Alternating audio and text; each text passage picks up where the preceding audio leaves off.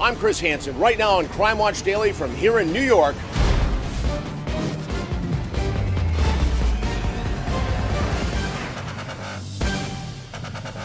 She was 21 years old, in love, and newly pregnant with her basketball star boyfriend's baby. Then Kelsey Schelling suddenly vanished. What do you think happened to Kelsey? I think she was murdered. Her own family brought in for questioning. They flat out just was blaming me. You did it, didn't you? The clues in Kelsey's last text messages. You don't believe that that was a text written by your daughter? Surveillance video of a mystery man in a hoodie. Who is the person? Crime Watch Daily's Anna Garcia is on the case in Colorado. You think she was murdered? I do. Chasing down the main person of interest. I got some questions for you. Plus, our all-new Hansen versus Predator investigation. The limo driver and the most disgusting voicemails imaginable. Hey, my little sex kitten. How are you, sweetheart? He thought he was talking to a 13-year-old girl. He thought wrong. Single, divorced, married? Married. Soon to be divorced. Right now. Andrea Isom, sir, with Crime Watch Daily. Jason Matera with Crime Watch Daily. This I'm Elizabeth. I'm here with Crime Watch. I'm Michelle from Crime Watch Daily. Anna Garcia from Crime Watch. is Crime Watch Daily. Stay off my property.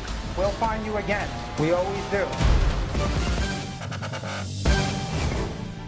Welcome to Crime Watch Daily, everyone. I'm Chris Hansen. First up today, it was supposed to be an exciting new chapter for Kelsey Schelling. She had just found out she was pregnant with her first child. Instead, the young mother-to-be would end up the subject of a tragic mystery. Anna Garcia is in Colorado now with details. Hey, Anna. Chris, Kelsey Schelling was so happy. She had just seen the baby's heartbeat during an ultrasound exam. She sent a picture of the baby to her on-again, off-again boyfriend, and soon after that, Kelsey vanished. A beautiful young woman. She's still my baby.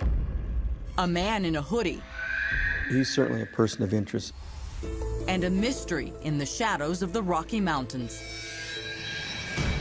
Does the mystery man hold the key that unlocks the question, what happened to Kelsey Schelling?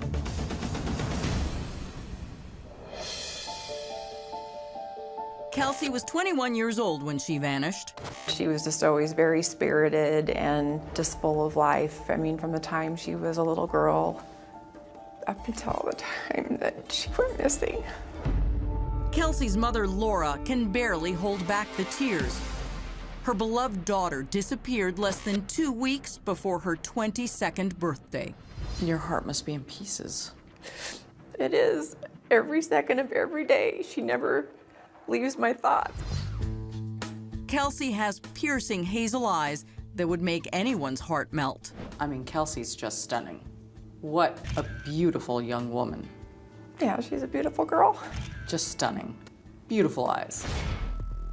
But Kelsey had eyes for only one man, 6'8" basketball star Dante Lucas. They met in junior college. She was smitten. I knew she was smitten with him. Laura says she was never a big fan of the basketball forward. He probably, didn't want to be in a steady relationship, but yet he didn't want to let her go, and he didn't want somebody else to have her either. Then geography threw a roadblock on the road to romance. Dante transferred to a college in Kansas. Kelsey went the other direction, to a college in Southern California. When she transferred to college in California, was that the end of her relationship with Dante? Yeah, they were done at that point. And were you happy about that? I was glad. I was glad she was moving on to other things. But California was too expensive, so Kelsey returned to Denver and went to work at a local store. So when did Dante come back into the picture? Shortly before she was going to move back, they started communicating again via text and Facebook and talking on the phone and all of that. Laura says Kelsey and Dante got back together, and then the unexpected happened. She was pregnant. He was on his holiday break. That's when they were in Denver spending time together. What was Dante's reaction? According to Kelsey, he was very upset. He was very upset about the pregnancy. One day he was kind of maybe a little bit better with it, and the next day he was not okay with it, so it was kind of a roller coaster. And so I would ask her, do you think Dante's going to be involved or not involved? And she's like, well, You know, I'm about 98% sure he's not going to be involved. He's very manipulative, and I had seen one text message that she had forwarded to a friend where, you know, he threatened to take the baby away from her. Well, why would he want to take the baby away from her if he didn't want the baby in the first place? I don't think he did want to. I just think he wanted to scare her. That things were going to be really hard if she decided to go through with the pregnancy. Yeah. On the morning of February 4th, Kelsey went to the doctor for an ultrasound. This is the sonogram of the fetus. Kelsey was so excited, she texted the picture to her mom and even shared it with Dante and his mother. She had said, everything's good, you know, my due date September 13th, and the doctor said everything looks good, and she was happy and everything, and unfortunately I never got to talk to her again. Her parents say Dante texted Kelsey asking her to meet him that night. She left work at 8:41 p.m. When Laura and Kelsey's friends didn't hear from her the next day, they panicked. Laura filed a missing persons report with the Denver police.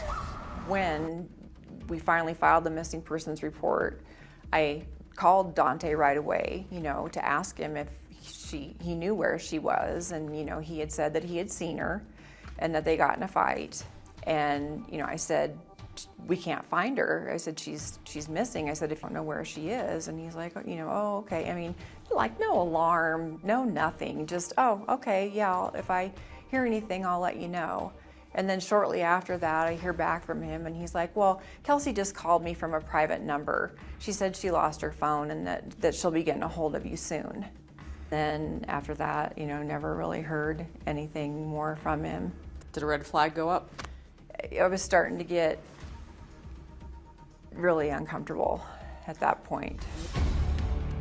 Kelsey's dad, Doug, says he frantically texted her.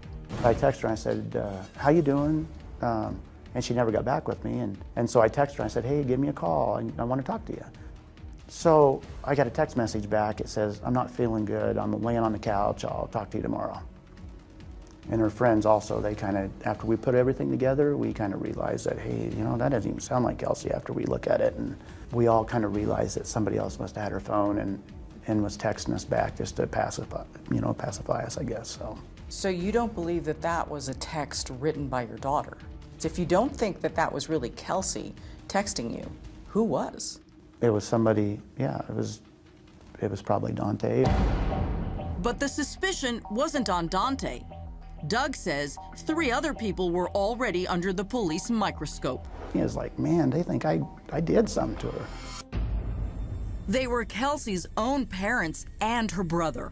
We got interrogated in downtown Denver when Kelsey was missing, and they took me in and they took my son in and Laura in, and they were good. I mean, they were really good here in Denver. I mean, it was unbelievable. I mean, they flat out just was blaming me. You did it, didn't you? It's like, no, I didn't, you know, and I tell you what, it was tough on me. And to make matters worse, Kelsey didn't go missing in Denver. She was 2 hours and 115 miles away in Pueblo, Dante's hometown. Coming up, what happened to Kelsey in Pueblo? And I'm like, there's no sign of her. No, there's no sign of her. Would an ultrasound image change everything? She wasn't pregnant. She was or was not? She was not. A changing story and the nearly impossible task to find Kelsey. You think there's any possibility that Kelsey's alive? Kelsey Schelling had just seen an ultrasound of her first baby to come. She and her mother were beyond excited. However, hours later, that excitement would turn to fear when the 21-year-old mom-to-be would disappear. Anna Garcia is back in Colorado with more. Kelsey Schelling couldn't contain her excitement. She was having a baby with her basketball star boyfriend, Dante Lucas. She had said, everything's good, you know, my due date September 13th, and the doctor said everything looks good. And unfortunately, I never got to talk to her again, physically talk to her. Kelsey's dad, Doug, says he thought Kelsey would be worried about his reaction. And how was she feeling about it? Really good. Yeah, I think her mom said she was, and she seemed pretty happy when she talked to me. And I was okay with it. I think she's expecting me to just blow up, but I didn't. Thank goodness I didn't. You wouldn't have wanted that to be your last interaction. No. But that was the last phone call Doug Schelling would ever have with his daughter. Later that day, Kelsey vanished from the face of the earth. Doug says Denver police initially thought both he and Kelsey's mom may have been responsible. The interrogations were horrible. When cops realized that Kelsey didn't disappear in Denver, but 115 miles away in Dante's hometown of Pueblo, the parents were off the hook, and Dante was in the hot seat. And we believe that she was killed. Pueblo Police Captain Eric Bravo is the detective in charge of the case. You think she was murdered? I do. And there was some tension with Dante. I think this pregnancy probably played into that. So what do you think happened to her? I think she came to Pueblo. I met Dante. I believe there was some argument that escalated between the two. I believe that she was killed. I believe Dante is responsible. Captain, how would you describe Dante Lucas? Is he a person of interest? Is he a suspect? He's certainly a person of interest at this point. Police say these surveillance videos back up that claim, although he has never been arrested or charged in connection with the disappearance. Dante told cops he asked Kelsey to meet at their so-called special place just down the street from his house. He says she wasn't feeling well, so he took her to this hospital and then to this Walmart where they sat and talked. But the surveillance video from that Walmart seems to contradict Dante's story. It shows Kelsey's car pulling into a parking spot around 12 noon. Dante is the only one seen getting out. Then at 7:19 the next morning, the camera catches a tall, thin, mysterious man in a gray hoodie walking to Kelsey's car. Cops can't make out his face, but he gets in without hesitation and drives off. Who is the person? That's the thing. Again, they're not definitive that it's him. There's some characteristics that I feel are unique to him. They're not of quality where you can make out a face. Kelsey's car sat in the parking lot for over 18 hours, and the video shows that no one else got in or out. You're telling me that she sat in that car for 18 hours and didn't get out? Nobody got in or out of that car for 18 hours until the man came back and picked it up and moved it. And do you have any idea who moved that car? I think it was Dante. But the police say they can't confirm that. They can't confirm it, no. The video is, not great video, but he's a big guy. I mean, you watch the stride and everything. Where did the man in the hoodie take Kelsey's car? 8 days later, cops found it abandoned in the parking lot of a different hospital, ironically, on Valentine's Day. It was Valentine's Day, and got the call that the car had been found. And the first question I asked was, is she in the trunk? Because I didn't know. And they said, no, she wasn't in the trunk. And I'm like, there's no sign of her? No, there's no sign of her. And so we made, a mad racing trip down to Pueblo to go talk to the detective down there. The police say this is definitely Dante on a bank surveillance camera 1 day after Kelsey vanished. He's seen at a drive-through ATM withdrawing $400 from Kelsey's account. The video was enough for cops to arrest him on a charge of identity theft. You have the right to move silence. Dante was in custody for allegedly stealing Kelsey's cash, but cops really wanted to know, where was Kelsey? So the day she came down, did she go to the doctor? Yeah. And what'd she tell you? She wasn't pregnant. She was or was not? She was not pregnant. So how did that get from her not being pregnant to coming down here? Dante told police that he brought Kelsey here to Parkview Medical Center because she wasn't feeling well. He says that she was inside for about 2 hours, and when she came out, she was no longer pregnant. A couple of problems with that story. Hospital officials say they have no record of Kelsey being here, and their security cameras back that up. They never went to Parkview Hospital. That's correct. She went to the doctor, and what did she tell you after that? That she was pregnant and everything was fine. Well, I think he tries to to come up with stories to lay the foundation that maybe she lost the baby and she was upset. She left town. Do you think he's lying? Absolutely, yeah. From Parkview, she goes in. She's in there how long? Hour 45, or an hour and a half, hour 45. And where were you? In the car. Why'd you stay in the car? Just, I don't know, I'm not really a hospital type. I mean, she's having her baby, dude. You don't want to go in and see? Dante did seem sure of one thing. He claims he might not be the daddy. I'm not the only person like she's ever been with or even recently been with. You heard right. Dante actually questions whether he was the father of Kelsey's baby. If she is pregnant, there has to be, DNA tests and all that stuff before, it was confirmed live. The identity theft charge was dropped because it was revealed that Kelsey had given Dante permission to use her debit card and even gave him her PIN. Kelsey is constantly on Captain Bravo's mind. He keeps binders of evidence on his desk as a reminder this is a case he wants to solve. You think there's any possibility that Kelsey's alive? I don't think so, no. What's your fear? That there's nothing left of her, that we can't find her, ever. Next. Hey, Dante. Crime Watch Daily tracks down Dante. She was carrying your baby, Dante. I got some questions for you. And demands answers. Who's this man in a hoodie? If police can determine that, they may finally be able to solve the mysterious disappearance of Kelsey Schilling. Right now, Kelsey's boyfriend at the time, a former high school basketball phenom, is considered a strong person of interest. So our Anna Garcia went to Colorado to try and get his side of the story. A shadowy figure lurks across the parking lot. Clue number one in the disappearance of Kelsey Schilling, 21 years old and 8 weeks pregnant. What do you think happened to Kelsey? I think she was murdered. Murdered. It's the word Kelsey's mom, Laura, feared ever since she vanished 4 years ago. But now that nightmare may be the new reality. Who do you think murdered her? I think Dante murdered her. Dante Lucas, Kelsey's boyfriend, a star on the college basketball team.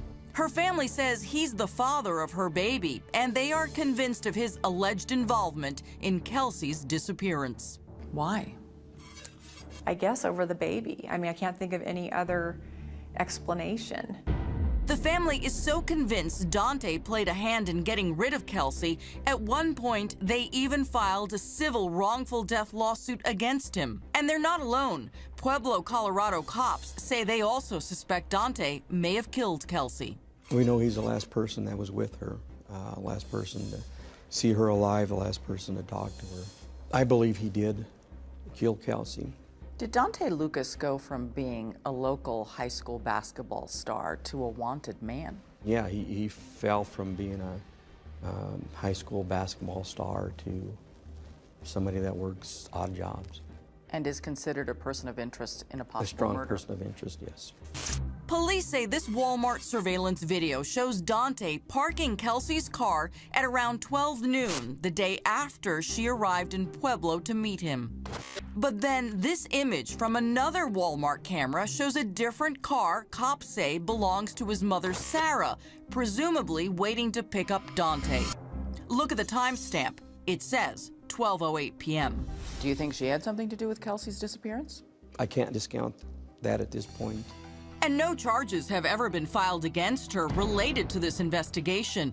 But remember, a strange hooded figure was spotted on surveillance cameras getting in and driving off. Strangely, Kelsey's car was ultimately found several days later at this hospital parking lot, almost 3.5 miles from the Walmart. What Kelsey's parents say cops found inside the car at the hospital was bizarre. Peanuts were littered all over the seat. Kelsey's beloved tie-dyed teddy bear gone, and her rosary beads missing. So who would take a rosary from the rearview mirror that's hanging there? I don't know. Who would take a stuffed teddy bear? This car was trashed. I mean, there's peanuts in the seat, gravel all over. Did Kelsey even eat peanuts? No, not that I know of. Despite what appears to be a mountain of circumstantial evidence, cops have never arrested Dante in connection with her disappearance. The seemingly slow wheels of justice in this case has sparked angry protests in Pueblo. What do we want? Justice! Marchers carrying signs reading "Kelsey's life matters," demanding cops arrest Dante. But Pueblo Police Captain Eric Bravo says justice delayed doesn't necessarily mean justice denied. So, Captain, if you suspect that Dante had something to do with Kelsey's disappearance, why haven't you arrested him? The case is very complex. At this point, we haven't located Kelsey's body. That's a major hurdle. It's a puzzle to put together. All those pieces need to come together to form a picture, to explain what happened. And we need to be able to put that case together to get a conviction in court. So if you don't find Kelsey's body, do you think you'll ever charge anyone? It's more difficult without a body. Is there any reason you can't bring him back in for more questioning? You know, I think at this point, he knows he's a person of interest. We may have only one more shot at him, and we won't bring him in until we have enough to arrest him. Crime Watch Daily tried to contact Dante, but we couldn't reach him, so we went to his house looking for answers. Hey, Dante! We found Dante leaving the home he shares with his mother. Hey, Dante, can I talk to you a second? Dante, it's Anna Garcia from Crime Watch Daily. We want to talk to you about Kelsey Schelling. Dante, I want to talk to you about Kelsey. She was carrying your baby, Dante. I got some questions for you. Your story doesn't make sense, what you told the cops. Dante! He drove off, not speaking a word. But his mother, Sarah, did speak to our Denver affiliate, KDVR. They've looked at our property. There's nothing to say my son did anything wrong. What is their motivation? This week marks 4 years since Kelsey vanished. Have you accepted the possibility that she might be dead? Oh, I know she's dead. I think there's less than a 1% chance that she's alive. If there were any opportunity for you to say anything to Dante or his mother, what would you say? My first question would just be why? Why did you have to do this? You know, you could have just walked away. If you don't care about Kelsey, what about your child? You know, please just tell us where they are so that they can be laid to rest. Laura finds strength in the Bible. She even bookmarked this passage, "Love your enemies." But she has faith and hope that one day Kelsey will walk through that door and say, "Mom, I'm home." So what is there left for you to do now? I'll keep searching. I mean, I haven't found her yet, so I have to keep searching for her because I can't live the rest of my life like this. I just can't. So some people might think it's silly after 4 years to keep going out and searching for her, but I couldn't stop if I wanted to. I couldn't. Here to break down the facts of the case is attorney Jesse Weber. Jesse, as always, thank you for being here. Why can't police make a case here against Dante? It's going to be very tough if there are no new witnesses that come forward about what happened that night, or maybe can shed some light on his relationship with this young girl. And if there's no physical evidence directly tying him to her disappearance or murder, it's going to remain a cold case. Based upon you looking into this case, what do you think really happened? When the case is reassigned to a new agency, which it is, and they reevaluate the evidence, they see what's there, what's not there, they interview new witnesses, they expand the search area. I remember they said that there was a lake nearby where there's potential incriminating clues about what happened to this young lady. So they send divers down? They send divers down, they see what's there, so a new set of eyes can only do good things. Jesse Weber, thanks as always for being here. Thanks so much. Appreciate it. In remembrance of the 4th anniversary of Kelsey's disappearance this month, her mother says the reward is being increased for the entire month of February from $50,000 to $100,000. Telling us the terms of the reward are for the direct return or location of Kelsey. We have to find Kelsey in order for the reward to be given. Hopefully that will be incentive enough for someone to break this code of silence and bring closure to this family. Coming up, police say he was on a mission to have sex with a girl young enough to be his granddaughter in all-new Hansen versus Predator. the creepy voicemails, the X-rated texts, You are a parent's worst nightmare. and a bust that leads to a disturbing discovery in his hotel room. That's next. We're back now with an all-new Hansen versus Predator. I teamed up with police in Fairfield, Connecticut as they investigated men doing all sorts of bad things with kids they believed were 12 or 13 years old. Well, today, you're going to meet one of the oldest suspects I've ever come across. And I want to warn you, some of the phone calls he made will make your skin crawl. Michael Gentile looks like he could be the grumpy old grandfather next door. But what kind of sick senior citizen would send your kids a perverted picture like this? Or leave your little girl the most disgusting voicemails imaginable? Hey, my little sex kitten. How are you, sweetheart? Gentile is the latest creep I've caught in our special investigative series, Hansen versus Predator. I can't wait to kiss you and hold you. I love you, sweetheart. Over the years, I've caught more than 300 of them. Why don't you take a seat right over there? But let me tell you, Gentile is one of the worst I've ever seen. His aggressive attempts to seduce a 13-year-old will turn your stomach. I want to make you so happy, my little angel. I love you, baby, so much. And you'll be shocked when you hear what cops say Gentile was planning. A kiddie porn manufacturing site. Gentile is much older than most of the predators I catch. He's 64. He says he's a limo driver. He likes to play drums and he loves to run around in the nude. His email address says it all. Love to be naked. Our sting takes place in Fairfield, Connecticut, a quintessential New England town some 50 miles from Manhattan. Predators don't only roam the big city, they patrol the suburbs too. It could be a guy like Gentile, driving across state lines to have sex with a minor, or even the guy down the street, like Charles Lawrence. No, Chris, what are you doing here? I know Lawrence. We used to take the same commuter train into the city. I was shocked when he showed up at our sting house to chill with a 13-year-old boy. What are you doing here? Chris, please.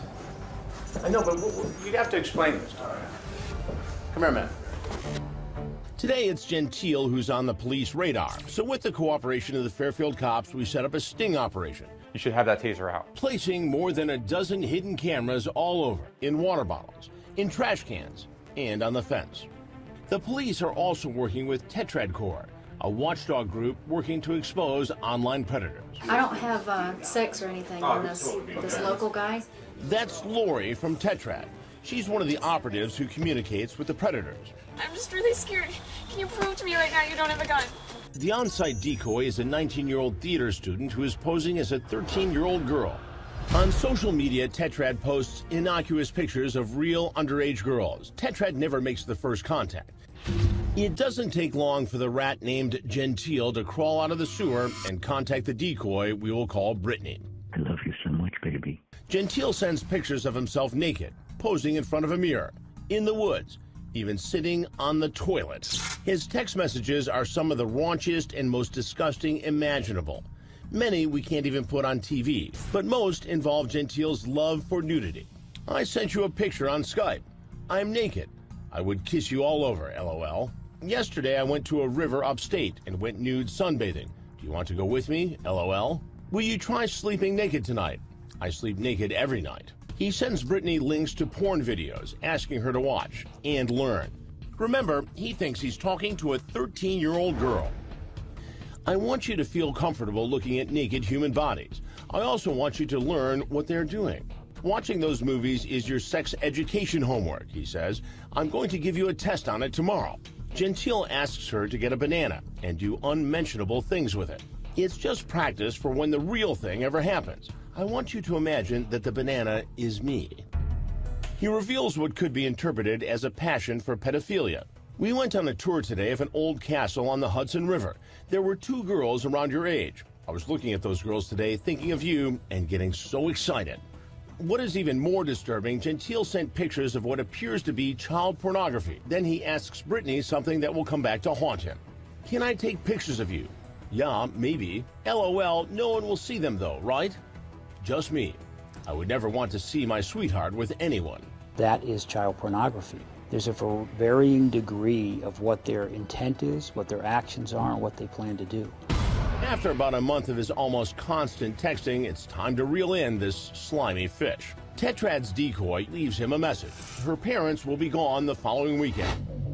Gentile, who calls his wife the witch, tells her he's going out to help a friend. He drives 35 miles from Brewster, New York to Fairfield. The decoy asks him to come in through the side door. I'm sorry, can you just get this for me? I'm just being so mad. Seconds after he's in the hallway, I'm really sorry. next, the confrontation Grab my jacket, is that right? Mike? and the shocking items found in his hotel room. This 64-year-old New Yorker says he's a limo driver, but investigators are hoping to give him a ride in the back of a cop car. That's because Michael Gentile has been carrying on a disgustingly dirty X-rated conversation with a girl he thinks is only 13 years old. It's today's Hansen versus Predator. If you look at the dictionary definition of a predator, you'll probably see the face of Michael Gentile. My little angel, I love you, baby, so much. Gentile left that creepy message for our decoy. From her text, he clearly knows that she says she's only 13, and the text he sent her will make you sick. Do you think you could take a picture of your blank for me? Feel sexy about yourself and take a picture. Are you going to take a picture for me after you shower? Why is Gentile so focused on getting pictures of a 13-year-old? He's 64, old enough to be the girl's grandfather, but he's texting like an oversexed boy wanting to go steady. You're my girlfriend, and I'm your boyfriend. I love you so much, my angel. I can't wait to hold you in my arms and know that you are actually mine. He thinks that day is about to come. But what this predator doesn't know is that the only embrace he'll be getting is the long arm of the law. After an hour drive, Gentile arrives at the Sting House. He parks his car down the street, lurking up to the door. He comes inside for just a moment. It all seems like it's going as planned, but then, when he gets inside the door... I'm really sorry. It seems Grandpa has his antenna up for more than sex, and suddenly he bolts. Do you want anything to drink? I'll be outside, okay? Where are you? I'm gonna go grab my jacket, is that right? Mike? Yeah? Come here, Matt, please. Looks like I won't get a chance to invite Grandpa Gentile to have a seat. But outside, a dozen cops are waiting for him. Got anything on you? Just a little knife in my pocket. His only date tonight with detectives at headquarters. I just come have a seat here. There, the officers search him a second time. They find a key card for a local hotel. Gentile lives only an hour away. Why would he need a room? As detectives wait for a judge to issue a search warrant for the hotel room, they start the booking process. And the line of questioning he would have faced in the kitchen with me. Single, divorced, married? Married. Soon to be divorced. Married, soon to be divorced. Meaning he knew this at some point was going to be on TV in a Hansen versus Predator investigation, and it wasn't going to go over well at all.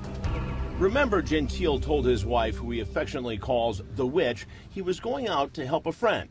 She hasn't a clue he was going out to meet a teen. Cops take his fingerprints. Just relax. His mugshot. Here we go. And then he learns how much his bail will be. Your bond is $500,000. The cops tell him he's got one phone call. I told my wife, she works for an attorney. Now Gentile makes the call married predators dread. I'm in jail. Telling the wife he's under arrest for trying to sleep with a 13-year-old. I went to meet somebody and they're saying that she was underage or something. I don't know. She apparently thinks this is a big joke. This is Officer Whitman, Fairfield Police. This is not a joke. If you want, you can call back the police department. I can give you that number. It might be easier for Gentile to speak with detectives who take him to the interrogation room where he signs away his right to remain silent. What is your reason to be in Fairfield, Connecticut today? I was meeting, I thought, a friend to go to a movie. And like many of the men we catch, he claims he thought the girl was an adult. His little kitten tells him she's only 13 years old. How old's your friend? As far as I understood, she was in her 30s. What was your dialogue between the two of you? Just different things about everything. Like? Sex to school, you know. Sex to school? Yeah, everything, parents and, you know. Do you go to school? No. Does a 30-year-old go to school? She said she did. What school? She said she was just studying at home. 30-year-old studying at home? Yeah. Well, whose house is that you were at? As far as I know, it was hers. Hers? Her parents. 30-year-old lives with her parents? You understand the charges that I told you? Yeah, I didn't know she was a minor. You didn't know she was a minor? No, I thought she told me she was younger, but I thought we were just doing role play. But her thing, when I first met her, she said she was 34 or 36 or something. I don't remember exactly. You're out there a lot on social media. A little, yeah, once in a while. Yeah. So what's a common name you're using? Michael. Another would love to be naked. You don't mind if I'm frank with you, do you? Do you? Yeah. Okay. All right. So we know you were here to meet somebody. Okay. We know that. Okay. Right? But she never said she was 30 or 34 years old. She said she was 13. Okay. Well, tell me. When I first found her picture, it said she was 34. No, it doesn't. Yes, it does. Here. I'm 13. It said. Okay. And your response is 13. Now that's gorgeous. Okay, so you want us to believe that a 30-year-old woman was role-playing about 13. Is you still playing a role? Yeah. Even when you tell her you're old enough to be her grandfather? I guess so, yeah. You know what? Stop the How's that sound, Mike? You are parents' worst nightmare. You sit here and you tell us you're role-playing and you weren't here to see a 13-year-old. You think your wife's and your daughter gonna buy that you just told us? I don't think so. So sit there and think about that for the next 3 days while you're in the jail cell. Because they ain't gonna believe it. I'm gonna hate to be making that phone call. And that's the story you're gonna keep? Good luck to you. Have a nice life. Gentile won't need that hotel room. He's got a bed. The holding cell at the Fairfield police station. As he's put behind bars, the cops have their warrant to search the room. Police with a search warrant. 6 detectives carefully enter. They look under the mattress. They find his wallet, computer, and a tablet. And this. Oh, there's the knife he was talking about. They find Gentile's digital camera. Remember, he told the decoy he wanted to take pictures of her naked. He was set up to actually photograph this sexual encounter in the hotel room. Yeah. A kiddie porn manufacturing site. And that is an additional crime and an additional factor that we have to weigh. Cops reportedly found 24 sexually explicit images of minors on his cell phone. He was charged with attempted second-degree sexual assault, attempted risk of injury to a minor, attempting to entice a minor by computer, and possession of child pornography. He pleaded guilty. Gentile might as well be on his way to Alcatraz. He could face several years in the Connecticut State Pen when he's sentenced next month. Have a nice life.